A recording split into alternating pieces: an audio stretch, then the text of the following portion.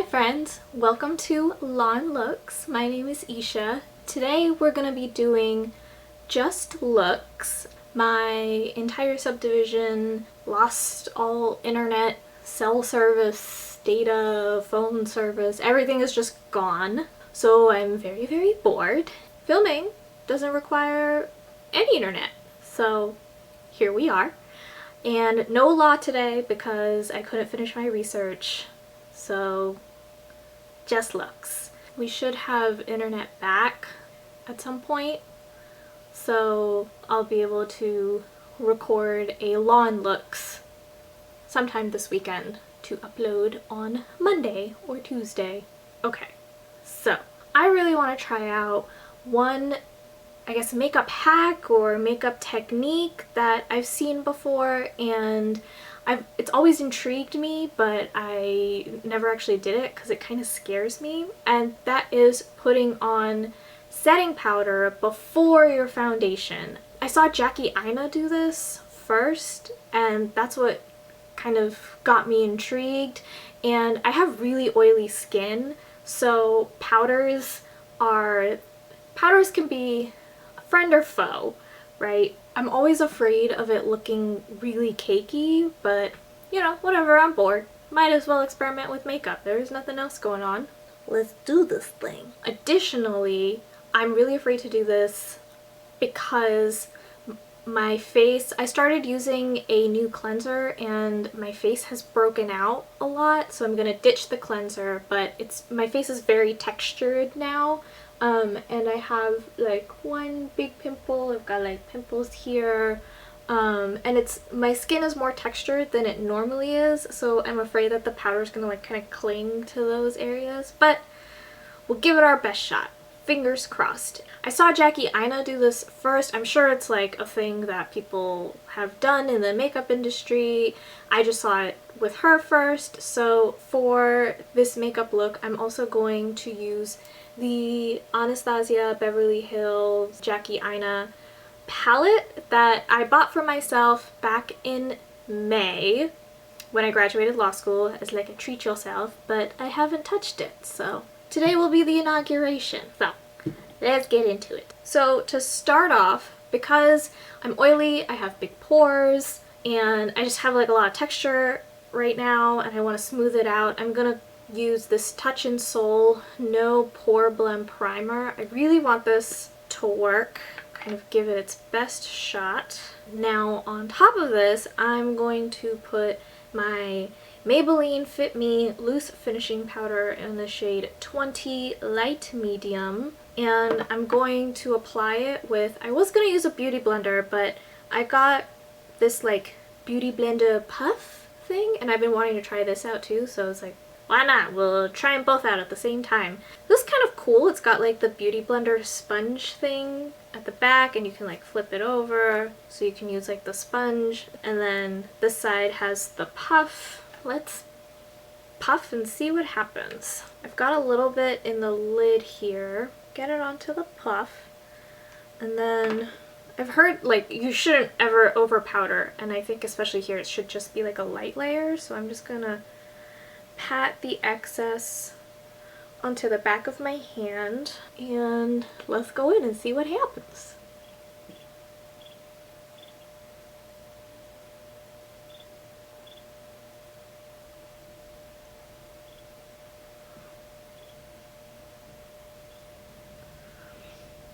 I'm just really afraid of something like this looking really cakey and just like settling into all of my lines. I'm only 26, but like I feel like I have forehead lines already.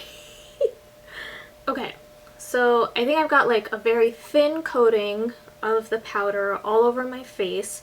I don't hate it. I do feel like, I don't know if you guys can see, but on my forehead I think it's clung to some like dry patches maybe, but we'll see how it turns out.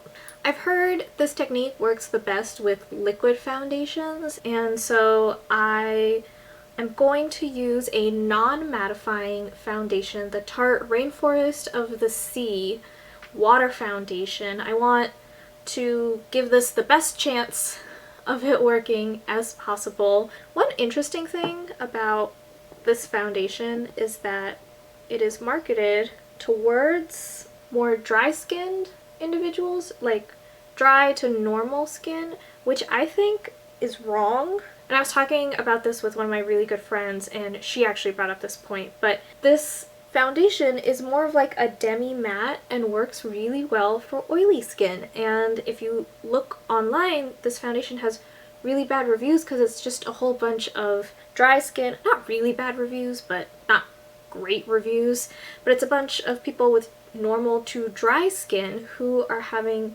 issues with making this foundation work for them. And I think a lot of it is that this should be an oily to combination skin foundation. 'Cause I love this stuff. I think it gives me a really good medium to full coverage, but it looks natural, kind of dewy on days when I don't want to look super super matte. Okay, and that's the foundation layered on top of the powder. I don't hate it.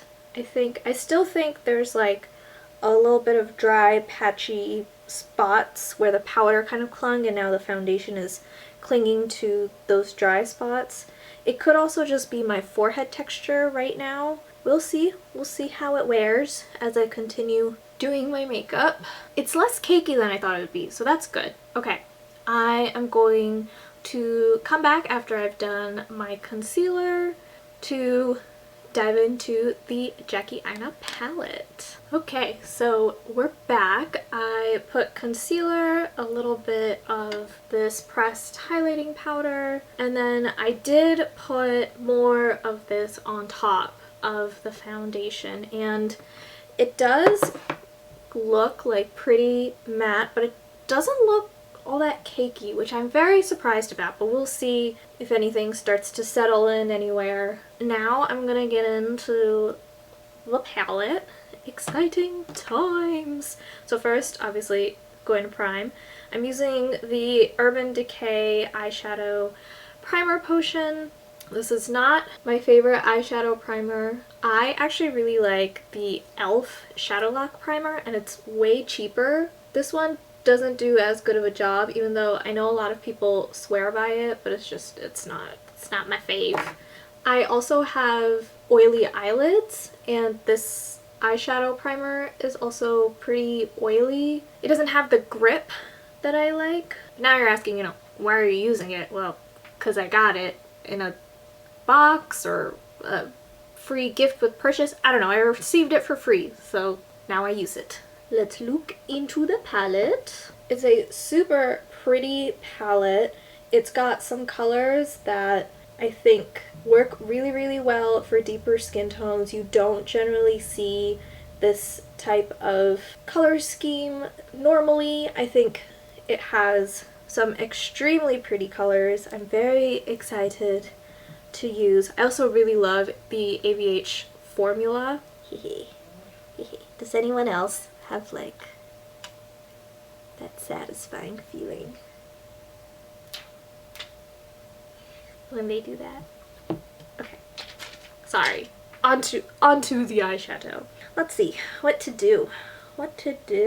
I love a good gold, so I really want to try Dolla's, and I've heard a lot of good things about ginger, so I'm gonna try and put that in the crease.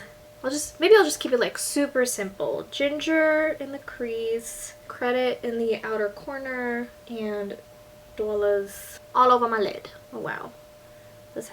Ginger has a lot of fallout, which ABH palettes sometimes do have like a good deal of fallout, but the formulas are so soft and they blend like magic. The other end of the cheap brush, go into credit. Just gonna like stamp it on, blend with the floofy side again. Ooh yeah, that's really pretty. Now I'm gonna go into Dolla's with my finger. That's pretty. Okay.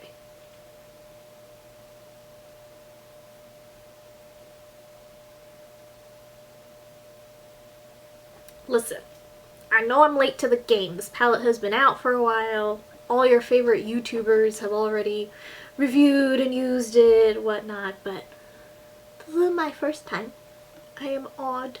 That's like, you don't even have to try. Okay, now on the inner corner, let's go all out. Let's just do trust issues. Let's go bright. It's not as strong, I think, using it on a brush as it would be with my finger, but still pretty. On the lower lash line, I really like this color Supreme, but I think it's too pink for what I've got going on my eyes. So I want to try another color. Otherwise I would put ginger on my lower lash line. So I think I'm going to try edges. Just for fun. Is this a clean brush? This is not a clean brush. This is a clean brush. Yeah, okay. Oh wow. That's like a really nice terracotta. Okay, yeah, I think I'm pretty happy with that. It's like it's a neutral. It's more of a neutral kind of look that I went for, but neutral with a pop of gold is pretty. I like it. Good palette. Okay, I'm gonna finish off my eyes and the rest of my face, and then I will be back to show you guys the finished look. Okay, you guys, this is the finished look. I did put on false lashes, even though I normally don't. False lashes scare me and I'm really bad at putting them on, but I figured, why not practice? So let's see how often I put on false lashes in the future. I did mess it up a little bit, and I'm running out of glue, so let me know what you guys think. The powder before the foundation looks pretty good. Generally, it's not cakey at all. It didn't really settle into the texture of my face or like any pores or lines or anything other than my forehead. So I think my forehead tends to be a little bit drier as well. Like I get some dry patches here and here, so maybe I'll avoid putting setting powder before foundation on my forehead. I don't know if you guys can see, but like settled into my little lines on my forehead. Sometimes like my beauty blender is still like slightly damp, so I'll try and like even it out. That's a little better, but maybe not the best, but you know, not bad. And I definitely ended up using less foundation with this technique, so maybe it works. Let me know if any of you guys use this technique, if it works for you, and also let me know in the comments if you want me to do more just looks instead of law and looks, or if you hated this and I should stick to law and looks. Yeah, that's it. Hopefully I'll be able to record a law and looks very soon. I have a fun case in mind, so I will see you guys next time. Bye!